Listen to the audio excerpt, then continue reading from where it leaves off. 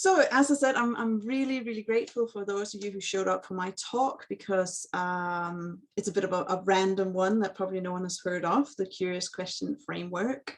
And I don't know, I feel half bad, I feel half good, because you're the audience who gets to hear me launch this framework and hear me talk about it publicly for the first time. So part of my brain's going, oh no, you're missing out on something exciting, or people have been doing research for 20 years. And another part of me is like, welcome to this like novelty. You get to be part of something I'm planning on writing a book about, something I'm planning to apply for a PhD around. So I'll do a bit of talking, explain what it is, and then we're going to go into breakout rooms and do different things. Feel free to use the chat, but I might not see it while I'm talking because I'm just not that good at multifunctional stuff. And there we go. So the Curious Question Framework came about when I started my supervision journey. And I had clients showing up saying, here's a client, they have this problem, what should I do? What's the strategy? What tools should I give them? And that always made me feel very curious, because I was like, I don't know, which I don't know, maybe that doesn't give you confidence in my supervision skills. But the idea is that we're all individual and there's no method out there with one size fits all. So it's like, I can't give you the tool or the strategy for this person, because I need to know more. What is the circumstances? How do they feel about this? How do they think about this? And sort of having these conversations about my clients. And what often came up was that people hadn't necessarily asked a lot of questions, or truly curious questions. They had asked questions that had an agenda, or had a framework in mind, or had a sort of goal that the coach themselves were invested in. And so I also saw a lot of anxiety, and I was kind of curious again about how can we create a coaching method that reduces this anxiety that some coaches have going into coaching. And I was sort of struck by a drawing that was shared by Nick Bolton, where the client comes to the coach and they're like, just tell me the answer. And the coach is hopefully pausing and going, I can't tell you the answer. I can help you find the answer. I can support you. I can guide you. I can help you grow your self-awareness so you can find the answer. And yet when the coach then comes to talk to the supervisor, they're like, just tell me the answer. So before I kick it off, I thought I'd share this quote that I really like. By being curious, we explore. By exploring, we discover. When this is satisfying, we are more likely to repeat it. By repeating it, we develop competence and mastery. By developing competence and mastery, our knowledge and skills grow. So a little warning as well, if you're someone who's already a very curious person and you think I might not take anything away from this, might not learn anything new, then I would argue you're not being curious enough. On the other hand, if you don't feel like you're a naturally curious person, or you're struggling to follow the information I'm sharing, then I would say congratulations, because I feel like in that you're acknowledging that you are being curious, even though if it's a kind of resistant curious, you're kind of asking questions around the information you're getting.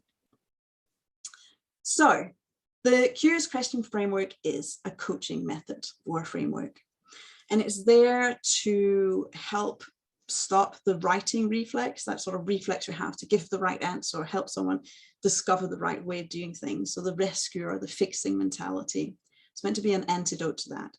It's meant to be an antidote to superiority, to kind of encourage equality in the room and to remove that expert stance.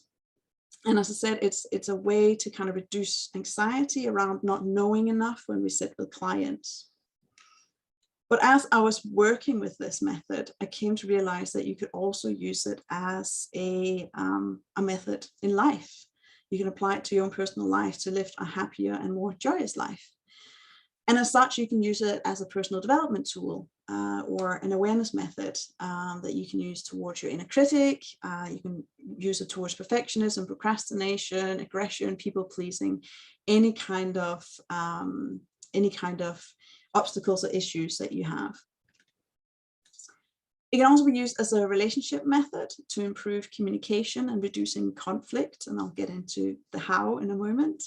Or for teams, or a management method to have more productive conversations, to encourage employees and to have better growth. And finally, it can be used as a supervision method of leaving the agenda behind. Most here won't be supervisors, but we like to use what many of us like to use, something called the 7-eyed model. And curiosity can help us deepen that model. And it's a way of staying open to the otherness of our supervisee or the otherness of our supervisee's client. So that means that the CQF can be applied both personally and professionally. So the CQF is simple and effective. It's super, super simple. You might even be disappointed coming in here how simple it is. On the other hand, it's not necessarily easy to apply. So I want to start with the why you should care about the CQF. So there is, curiosity safeguards in many ways. It forces us to be present, it removes judgment, and it decreases conflict. It shows respect when we're being curious. It can help other people feel empowered when we're showing up curiously. It deepens connections. It offers compassion, and it reduces projection. But maybe more importantly, it's fun because it invites childlike wonder and joy in our work, or when we do applying it to ourselves. So I'm a bit of a quote slut, and I couldn't pick one of these, which is attributed to Albert Einstein. I am neither clever nor especially gifted. I am only very, very curious. I have no special talents. I am only passionately curious.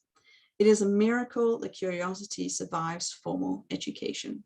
I thought that was quite interesting. Someone with known as being such an intelligent person, kind of says, well, it's all about curiosity. So the how of CQF is that you have to learn to become consciously curious. You have to bring it to your forefront. It's not about figuring out one brilliant, curious questions. I'm not going to publish a book with, here are a set of brilliant, curious questions, because that defeats the whole purpose of this.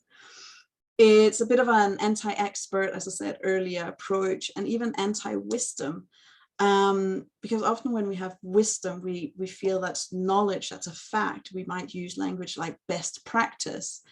But when we have best practice, well, we're not kind of allowing betterness in that. It should be better practice, because when we're saying best practice, we're saying this is it. We've found the solution, the way of doing things, and that doesn't allow a whole lot of openness to expanding our horizons. Best practice was once upon a time giving hysterical women a lobotomy. We've now realized that's not such a good practice. So it's stepping away from the idea that there's a right or wrong way of doing it, or right or wrong way of showing up, or feeling, or thinking. But like mindfulness and bodybuilding, it takes time, effort, and commitment to practice being consciously curious, and so it won't happen overnight. So what the Curious Question Framework isn't is things like congruence, having candid conversation, just being honest, or having brave or courageous conversations, or honesty. Nothing wrong with any of these terms. I'm just saying when it comes to being curious and asking curious questions, and we're talking about courageous conversation, honesty, often that's a projection of our own stuff or our agenda onto someone else. We walking into a situation that we don't like it, and we just want to have an honest conversation, but really what we're saying is, I want you to listen to what I have to say. So this framework is more about an openness to curiosity in getting to see someone else's way of doing things or seeing things. So to give you some examples, I've written 2 tales of curiosity, and then just before this, I added a third, so pardon. So number 1, I was watching a demonstration around curiosity, and the coach was saying to a manager, give me a problem that's bothering you. And she said, right, I have a team member. She wrote a report. She didn't follow any of the guidelines, and I'm actually quite annoyed by this report and I want to talk to her about it. And I'm wondering how I could do that in a curious way. And the coach says, well, how do you think you could do it in a curious way? She says, well, I guess I could sit her down and I could say, I'm curious, why did you write the report this way? And the coach says, you're not being curious, you're being judgmental. You're not being curious, you just want her to justify herself and you already have your opinion. And she goes, yeah, actually, yeah, that's true. He goes, okay, so how can you actually ask a curious question? And she says, right, I think what I need to do is sit her down and say, you've written this report, you haven't followed the guidelines, has left me confused, but I really want to understand what's going on for you and why you have done it this way. So could you walk me through your thinking? Because maybe I missed something. Maybe the guidelines aren't good. Maybe there's a new way of doing it. Maybe there's lack of training in our team. So could you walk me through that and just let me see the world through your eyes? And he goes, yeah, that would be genuinely curious. Story number 2 is a father and a son. The father is basically getting his son ready for bed. He wants to read him a story, and then he needs to get back to work. And the son is brushing his teeth, and he accidentally hits like a wooden wardrobe, and it makes a funny sound. And the son goes, oh, what's that? And the dad knows what that's about. He knows when there's a vibrating electronic tool and it hits wood, it will make a sound. And he's like, it's not interesting, you know, chop, chop, let's get you to bed. And then he catches himself and he sees the wonder in the child's eyes, and he goes, what would happen if I follow this curiosity that my son is displaying? And instead of getting ready to bed and read stories, they walk around the whole house putting this electronic toothbrush against different surfaces to see what sound it will make. And the same sort of, if you want to break up, say, a mundane morning routine, how can you add curiosity to it? Well, what about when you make your coffee to see where's this coffee actually come from? Say it's coming from Colombia. Have you ever stopped to just wonder how coffee is made, ends up in your kitchen? What kind of life the people who make this happen have? The whole process. And just like that, you can take something without changing your routine, but you can add curiosity into the routine. So there's just some examples to get you thinking about how to use curiosity. So I'm gonna stop sharing for a second so I can add this in the chat. 1 second, I want to add the curiosity map. Cool, that should be there. I'll go back to sharing my screen. So the Curious Question Framework map is, on the one side, you have the sort of expert authority figures who kind of, you know, similar to a controlling parent ego state. When you are an expert and you feel like you have the answers or you're an authority, what tends to happen is that you can shoehorn someone down your path, your belief system. It can silence someone because you might feel like, well, I can't speak against an authority, and it can feel oppressive. What experts and authority figures often do is that they give advice, but this advice can be judgmental because it's based on what they think, their worldview. It can be presumptuous, therefore, and it can kind of cause a blame mentality that you might think of a classic example of someone with depression, and you say, just shake it off. I mean, that's not very supportive or helpful. And what happens when you're in this kind of expert authority state of mind is that you come across as superior. And what happens when you're superior is that you force the other person to feel stuck or resistance. And all of that is that at the end of the road, we might feel disconnected. It might have been a harmful experience. There might have been a lot of drama. And we might teach inaction because we're like, oh, I'm not an expert. They're an expert. I don't know what to do. There's so many experts telling me to do X, Y, and Z, especially as we're room as coaches. You probably had all those annoying ads show up on Facebook and YouTube where they're like, you must follow this recipe for success. You must follow that. And it can just make us feel really kind of paralyzed. What decision do I make? What's the right way? Or we become dependent on this expert to tell us how to live our lives. Whereas if you choose the other road of curiosity, that's about building awareness for yourself, but also for the people you're talking to. And you do that by pausing your own presumptions. And a good way to pause presumptions are asking curious questions. So acceptance, and be creative around what that word means, to validate in a kind way, to show respect, to have openness for other people's otherness, and to take responsibility for what is yours and what is theirs. And asking questions that deepens your understanding, but also helps them deepen their understanding of themselves. So in that way, you're creating a relationship of equality. And that should hopefully foster wonderment and playfulness in the people you're talking to, if you really get into the true, genuine curiosity of things.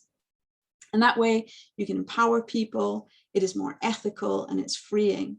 And it should ideally lead to action, to building confidence and self-esteem, and to foster more healthy relationships, not least because of the trust there, because you're not forcing your opinion on anyone. So for anyone who showed up late, I'm really sorry there was a link confusion. I'm sorry you might have missed some things and you're going into this breakout room slightly confused. I shall share the CQ map in 1 second again for anyone who showed up later. But even if showing up late, you should be able to understand the instructions here. We're going into breakout rooms in pairs. We'll take about 10 minutes and we'll be practicing curious presence. So person number one, you share a problem, an obstacle, something you want to talk about. Person number two listens with curiosity. But while you're listening, so the task is, while you're listening, to note everything you want to jump in and say or suggest or offer. How often does that, ooh, I understand this problem, I know what to say next. Here's I have this challenging question to offer, but really it's based on my knowledge and my skills and everything I already know. And to just notice how often that come up in you, instead just try and listen with deep curiosity. So it's not really about, this is not a coaching session, because it's not really about offering them having that coaching conversation. It is just trying what it's like to sit and listen and not interrupt, but be really present and curious, pausing judgment, presumptions, advice, strategies. And then you swap and you do it again the other way around. As you have 10 minutes, it's up to you if you want to do this for like 2 minutes, and then just talk about what the experience was like, or if you want to give each other 5 minutes each. All that is up to you. Don't stop sharing again. I will put the map in again for any newcomers. Hang on 1 second.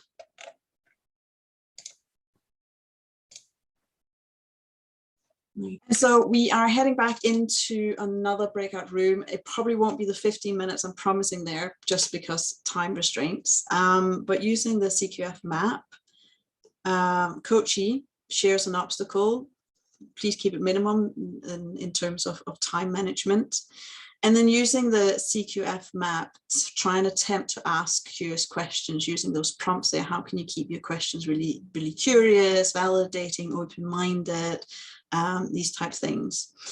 And remember that with CQF, what I encourage is stupidity. And by that, I mean not knowing. It's okay when you're practicing CQF to kind of go, to just be honest and say, I'm not quite seeing or understanding why you felt that way, or why you made that decision. Could you help me see this more clearly? Quite often in conversation with my clients, they'll say, well, I decided not to talk to him anymore. And I say, right, I'm about to ask a question. And if this is a friend, this might sound judgmental, but I really don't mean it in a judgmental way. I generally want to understand, why would you cut him out of your life? Like, walk me through that. So that's a way of using that. So the last challenge of the day is to change the question. So when we get stuck, it's quite natural to seek solutions, but in doing so, we can often create blocks instead of openings. So change the question to shift the perspective for new solutions. And I might also add here, just so you think I'm not delusional, I'm aware that the Curious Questions framework, there's a lot here that's taken from other frameworks. It's not like I have reinvented the wheel at all. It is just a way of borrowing from other people and kind of going, how can we make this more yummy and curious? So you might say something like, why do I always do this? And how you could then change the question to, how can I do this differently? Or why do we always end up having these arguments? And how can we change the way we communicate? Why do I always procrastinate? Kind of wondering what is it you need to address to change procrastination? Or it could be a million other ways, but just to try and change that question to be curious, to be open to possibilities, rather than to be solution and goal focused, which can kind of narrow our mindset sometimes.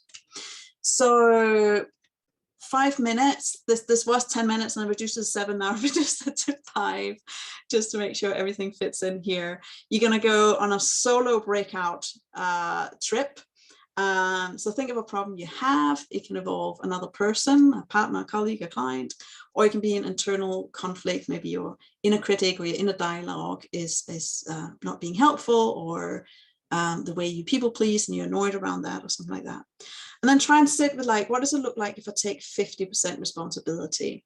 And I say 50 because for me, it's like, if you take 100% and there's another person involved, then you're taking over responsibility. Or if you're thinking of a problem where you're blaming someone, try and sit with that. I take 50% responsibility here. So it's absolutely not about blame. It's about staying curious around responsibility and shifting and projecting. So what is the most generous presumption you can make about the person involved or about yourself? If it's something like, why am I such a people pleaser? What would be a really generous and kind presumption around how you show up? And monitor any critical thoughts and trying to find a curious way to reformulate the critic's feedback. Or if you're thinking about someone else, then what might be going on for that person? Why might they think or feel that way? Why might they have reacted that way? And again, you can use the map to kind of guide you on that journey.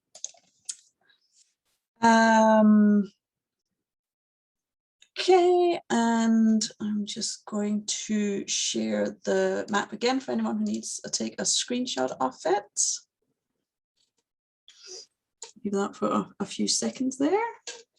And okay, I hope everyone's got it now. Like you say, that they're in the middle as well. Like, you can always cross between these two. It's not like if you're on the curiosity path, you're on safe waters, you might end up over in the expert lane. Or if you're in the expert lane, you can always at any point pause and kind of go, how do I shift from superior to a more equal place?